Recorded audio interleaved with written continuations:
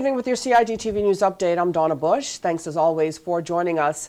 Minister for Sports, the Honourable Juliana O'Connor-Connolly, greeted the Cayman Islands basketball teams returning home from the Island Games on Monday evening. Held in Gibraltar, the games proved successful for the Cayman teams competing in athletics, swimming, squash, shooting and basketball.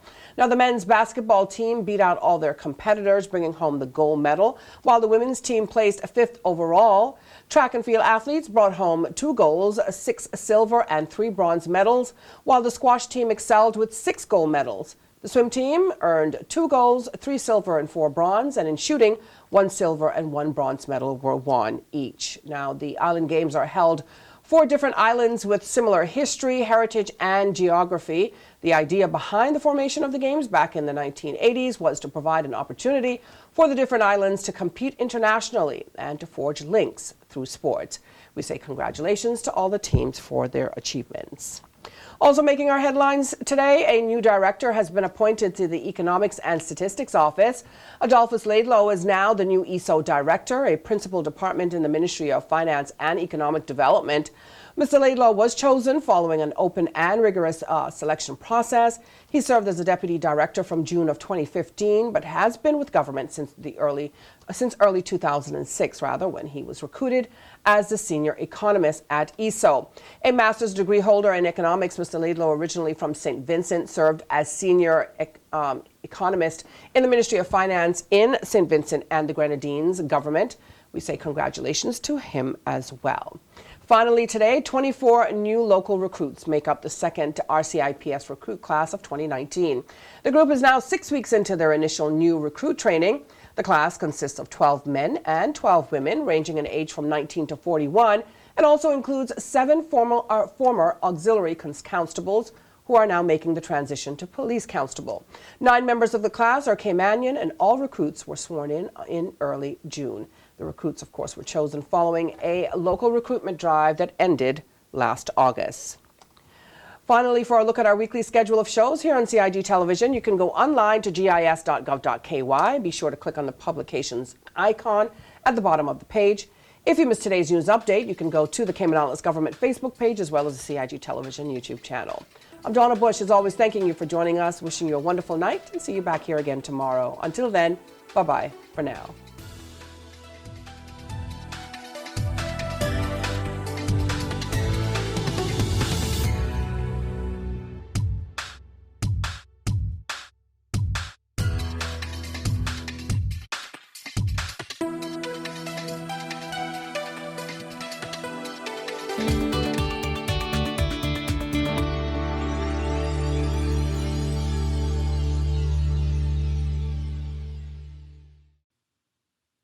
The Royal Cayman Islands Police Service has launched a new service to apply for a police clearance certificate online.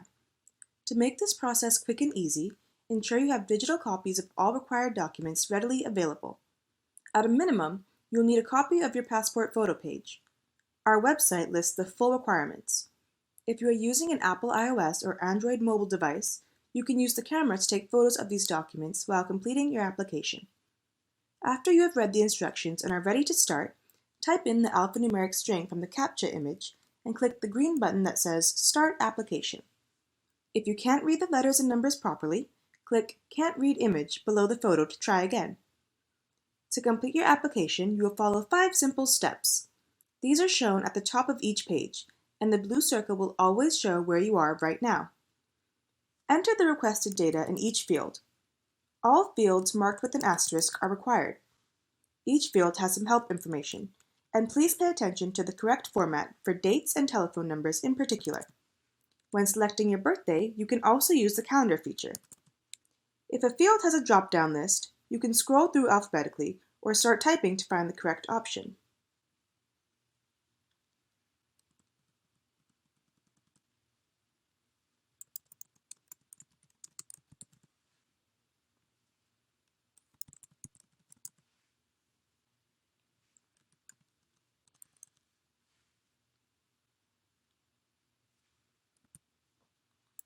You will be asked to enter your email address twice to ensure it's correct.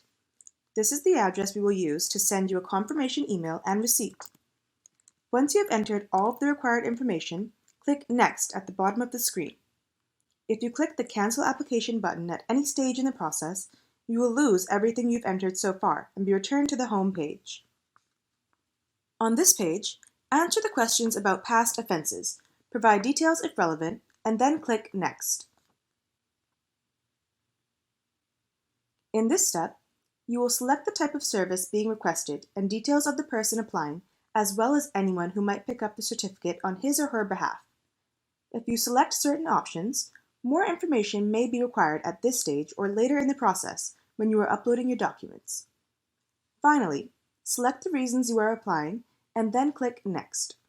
If you make a mistake, use the drop-down menu to change the reason or click the red X to delete a line. Remember, if you click the Cancel Application button at any stage in the process, you will lose everything you've entered so far and be returned to the home page. If you need to go back to a previous page to review or change data you already entered, you can use the Back button. You can also navigate through the process using the links at the top of the page.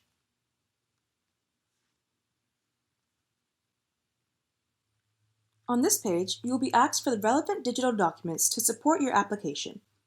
On each line, click the Upload icon, select the correct file, and then click Upload. Repeat this process for each document. Based on the information you've already entered, this page will tell you the basic documents required. However, please remember to read the guidance notes to ensure you've included everything for your particular application. You can click the Upload More Documents button if you need to add more files, using the Comments field to briefly explain the additional documents you are submitting. If you go back to previous sections after uploading documents and make changes that affect these requirements, you may need to re-upload your documents. This is the final page before submission. Please review all information provided to ensure it is accurate and complete. You won't be able to change anything on this page, but you can use the Back button or the links at the top of the page to return to earlier pages and update any field. By submitting this application, you are declaring that the information provided is accurate and truthful.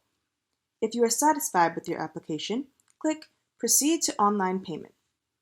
You may need to allow pop-ups and then click the button again to show the payment screen where you will enter your debit or credit card information.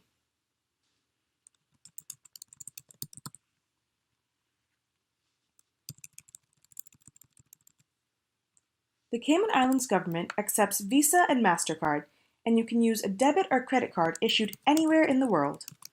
Payment will be processed in Cayman Islands dollars for local service, and in United States dollars for overseas service. If you have questions about any exchange rate that will be used, or foreign currency transaction fees, please contact the bank that issued your card. The Cayman Islands government will not receive or retain your card information. Once your online payment has been authorized, you can view and print your receipt.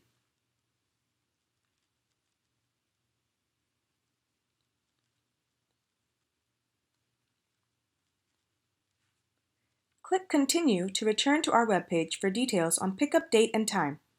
If there is an issue with your application and we have to contact you for more information, your application may be delayed. You will also receive a confirmation email with this information and your official receipt. Please remember to bring your passport for identification when you collect your certificate from the Criminal Records Office.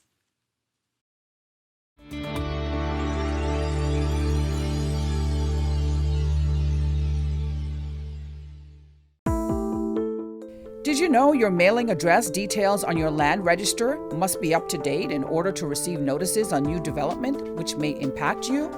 Visit Lands and Survey Department to check your mailing address is correct. Did you know that walls, fences located along the road require planning permission no matter the height? You should check with the department as a planning and permit application may be required. Did you know that fences and walls within the high water setback require planning permission no matter the height?